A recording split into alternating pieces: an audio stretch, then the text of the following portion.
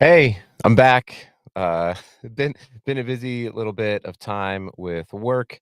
I was in Dubai with the UN. I came back. I got a little sick, so I'm trying to get my podcast back up and going here. We're going to cover my current top five in the state, a quick 4A and 3A preview, and then a great question posed by Coach Barnes over on Instagram for parents.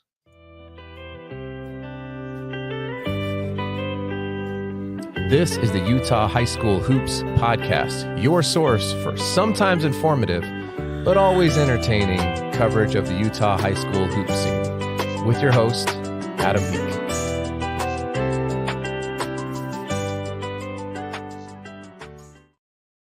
All right, today is Tuesday, December 12th. It is 12/12. Does anybody remember it was such a big deal? I remember it's a big deal on 12/12/12. It's going to be a while. I don't think we'll be alive when we can experience those again. At least I am not planning on being alive in 2112. Is that right? I don't know. Yeah, that seems like a lot. That's a long time away. I probably won't be alive.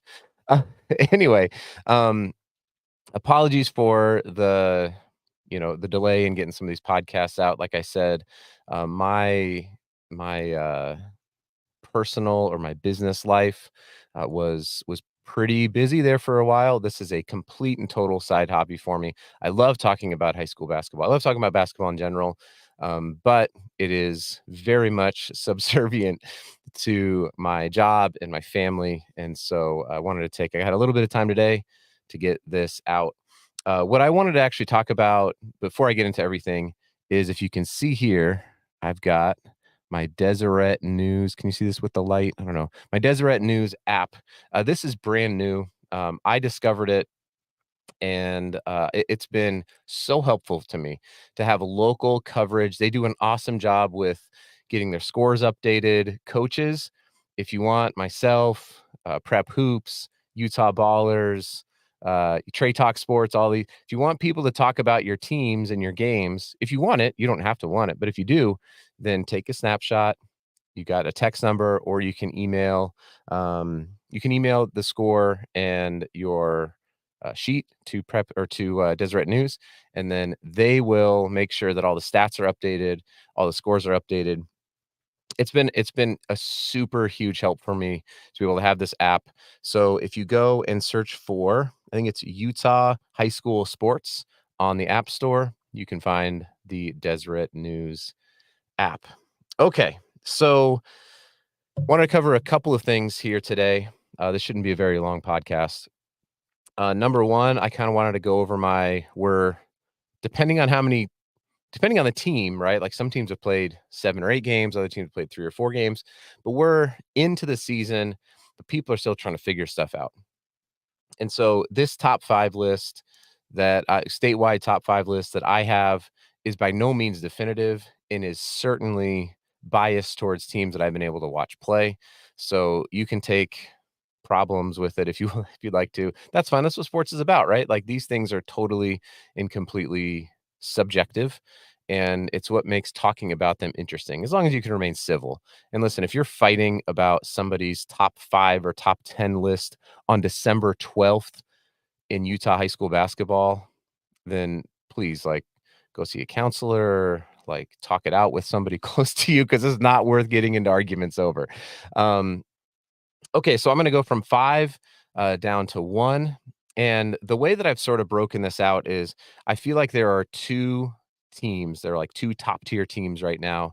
There's like 1 and 2, there's 3 and 4, and then about 5 through 7 I really struggled with. So in the 5th slot, I put the Orem Tigers. And again, I got to watch Orem play twice. So I watched them play Judge it was just a pretty gritty game.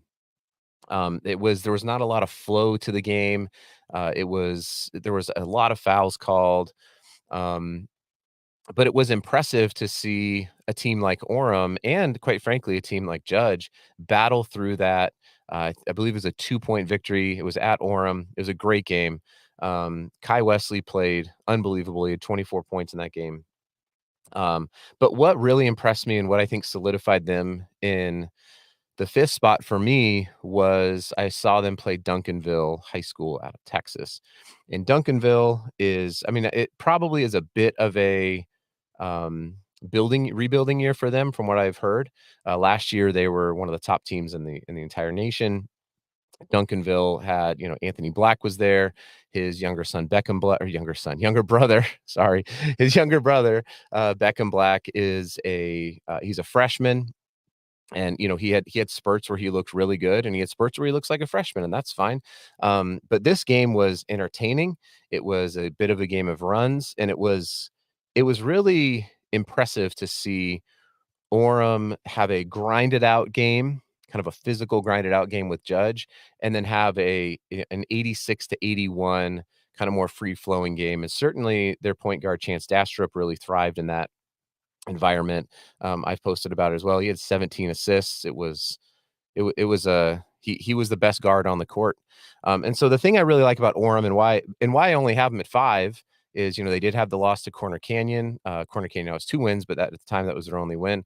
Um, and I think that they're still trying to figure out, and they're gonna figure it out, I believe, but they're still trying to figure out what things look like, as their team kinda comes together. But they've got guys who can score from the outside, they can score from the inside with Kai and Trey. They've got a point guard, they play defense, they're extremely well coached. So I've got Orem at number 5.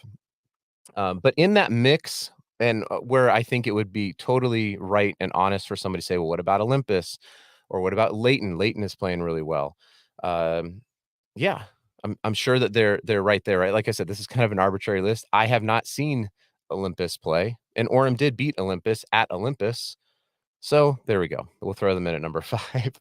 Um, Now numbers 4 and 3 for me were difficult, and this is a bit of a coin flip. I think if these 2 teams played each other 100 times, I would say my number 3 team, I think, would maybe win 51, and the other number 4 team would win 49. So at number 4, I've got American Fork.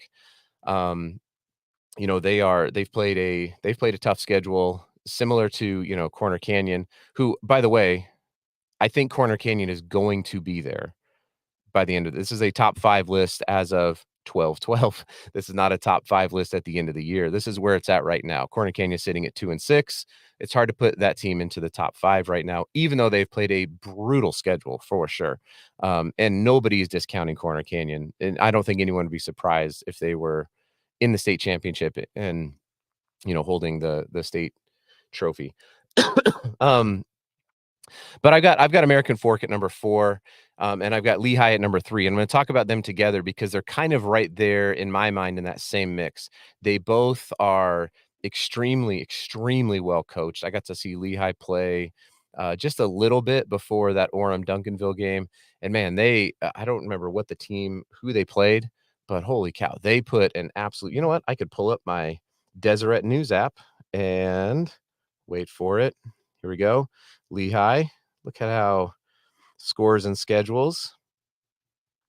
They played Stranahan, Florida, and they beat the brakes off of this team.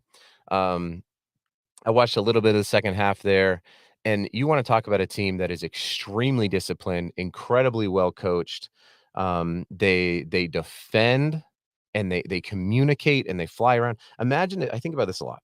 Imagine you're this team, sorry, from Stranahan, Florida, the Mighty Dragons, and you get your team together to travel to Salt Lake City because you want to compete with some of the best teams. You want to be one of the better teams in the country, and you lose by 33 points. That's crazy, right? Like, I mean, I'm sure maybe some people can have an off game, whatever it is. But that game was pretty gnarly.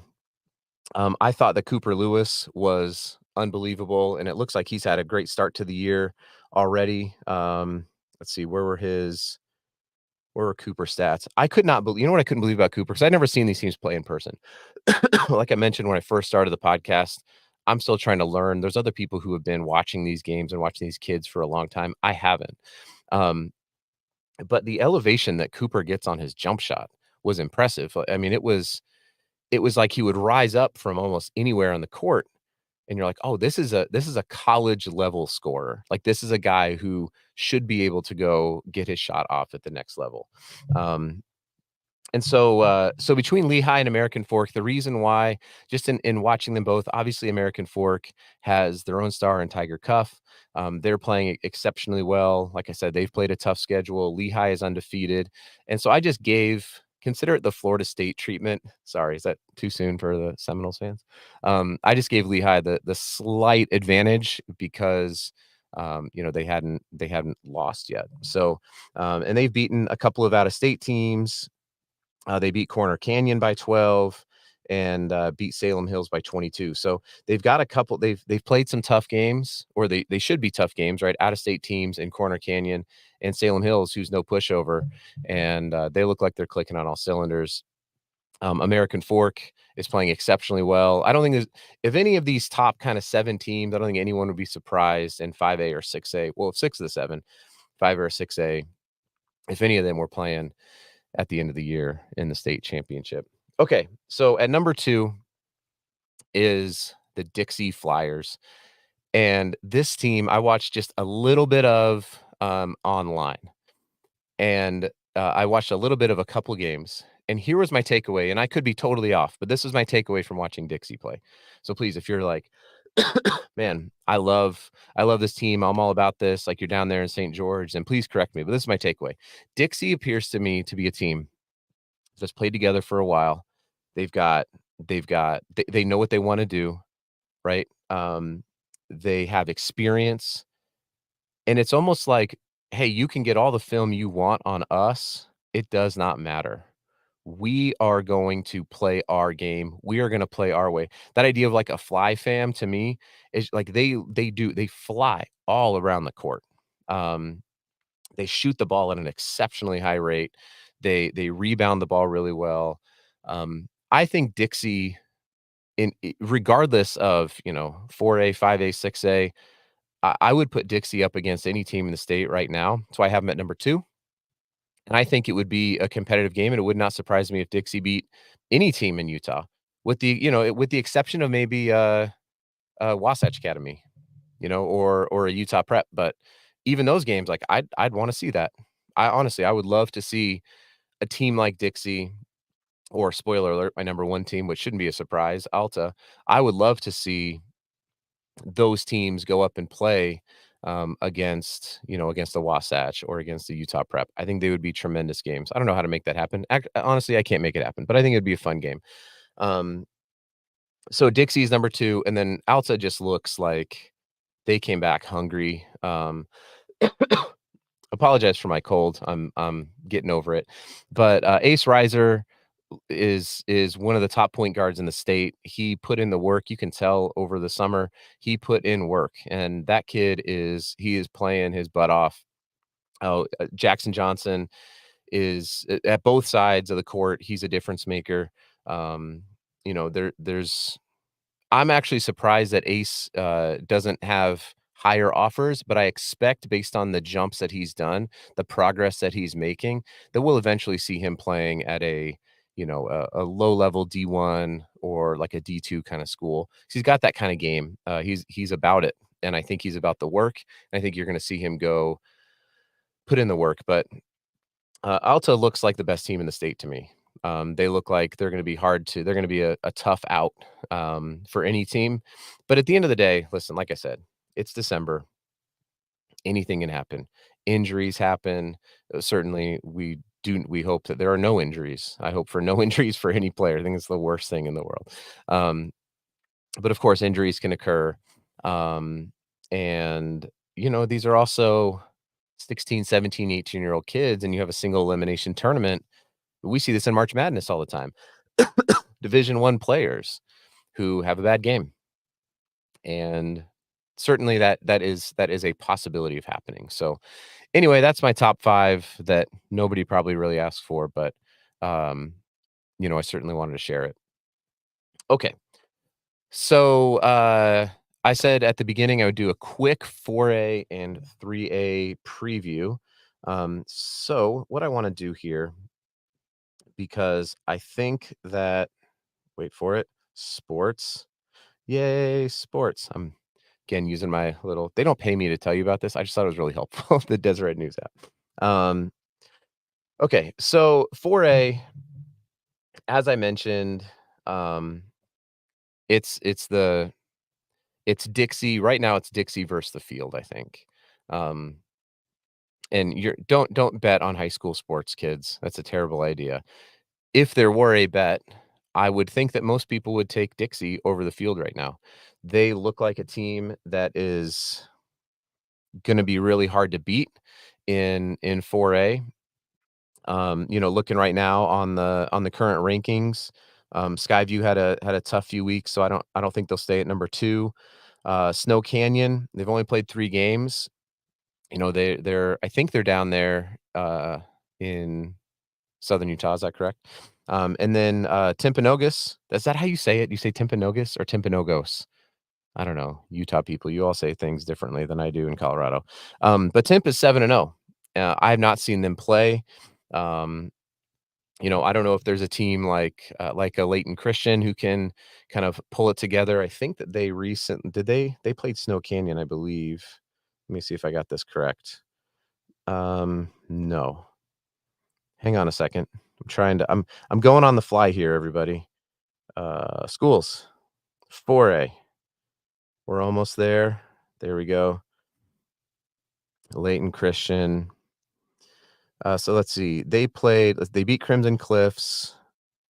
Oh, it was Green Canyon. That's who Leighton Christian lost to. Looks like they got a game tonight against Springville, and that's gonna be a big test for LCA. So we'll learn a lot about that team. New coach, some new players up there. Um, but I still think that 4A, from like a 4A preview standpoint, this is really Dixie's to lose, if you were to ask me. Um, 3A is gonna be a little bit tighter, and I won't even pretend to know about 2A and 1A. I know that there are people who love it. There's a Fourth Row Media, that has a podcast about, I believe it's 2A. There's Rural Utah Sports. I'm not saying that's like downplay that style of basketball. I coached 1A basketball last year, so, um, I just don't have any time to research. To be candid, last year, I wasn't even trying to research who the best 1A teams were. I was trying to make sure that we had enough players. If you recall, I know AJ Jackson did a post about this. So we had one game where we only had 6 players. We had about 7 or 8 players that even tried out for the varsity team. So it was a special year over at ICS. Um, so in 3A, we've got South Summit is currently 8-0. Manti, I believe, or I think were they the state champs last year in 3A? I can't recall. I seem to recall that they were up there. Judge Memorial they're at second in the rankings.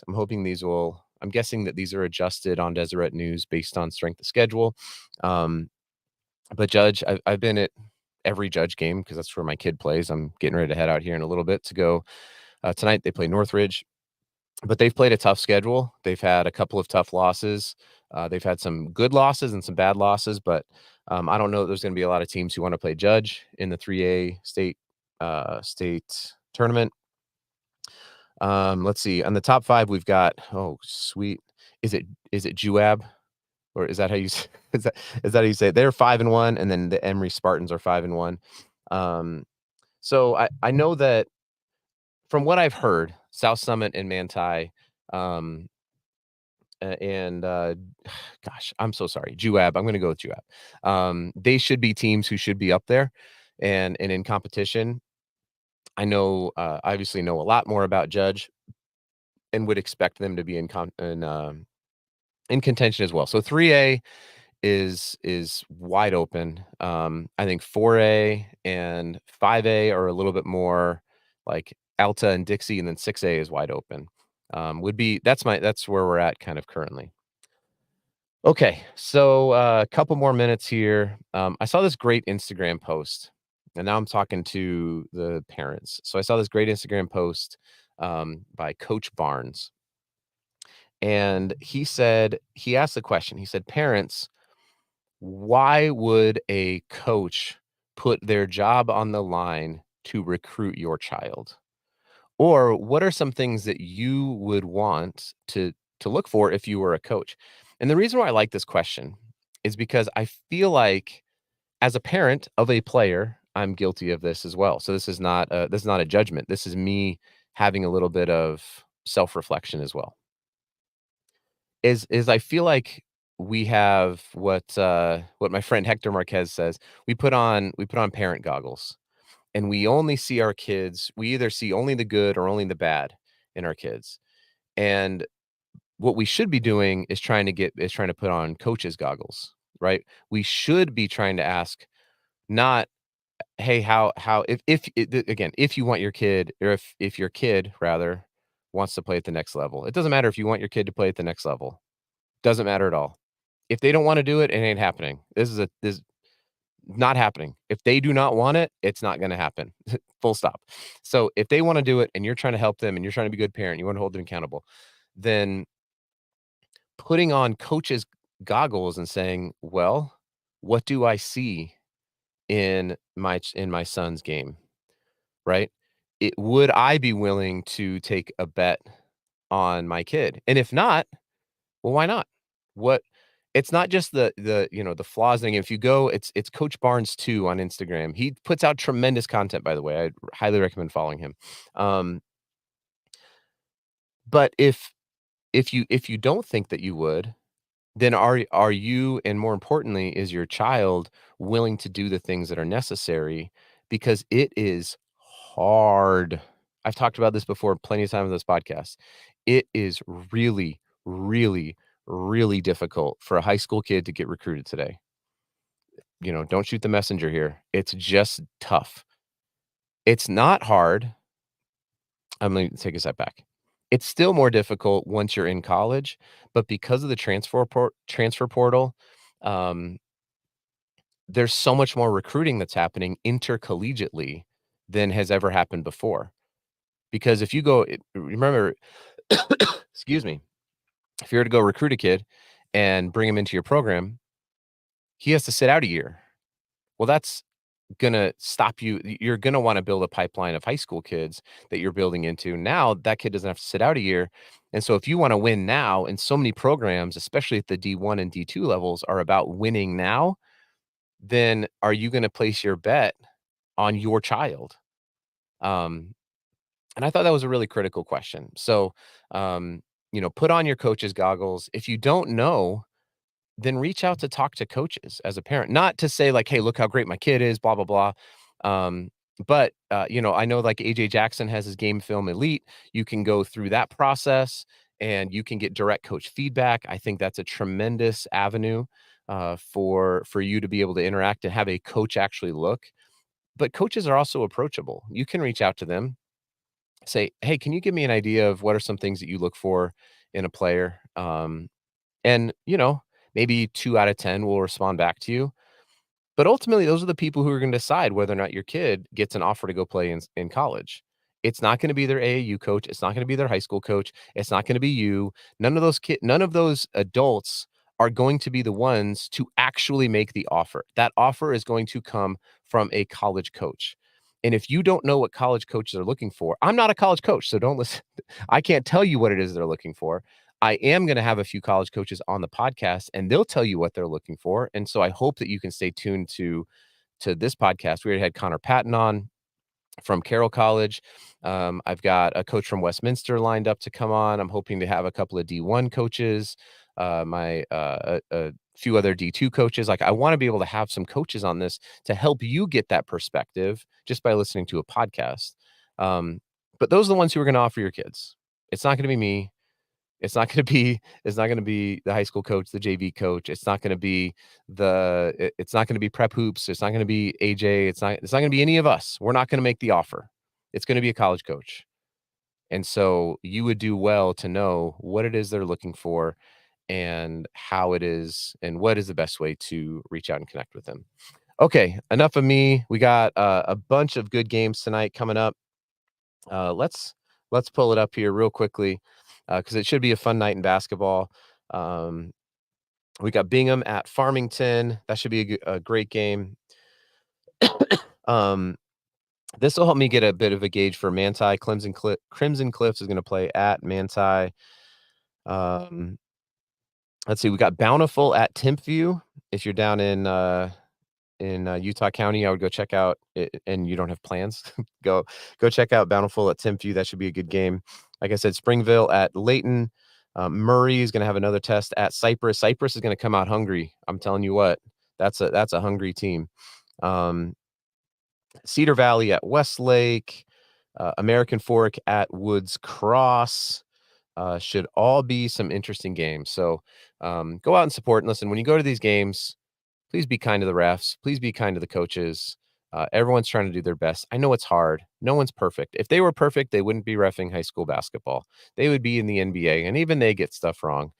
So be kind to people. Cheer for your child. Cheer for your team. Don't be a jerk. That's my PSA. Thanks, everyone. Hope you have a great night.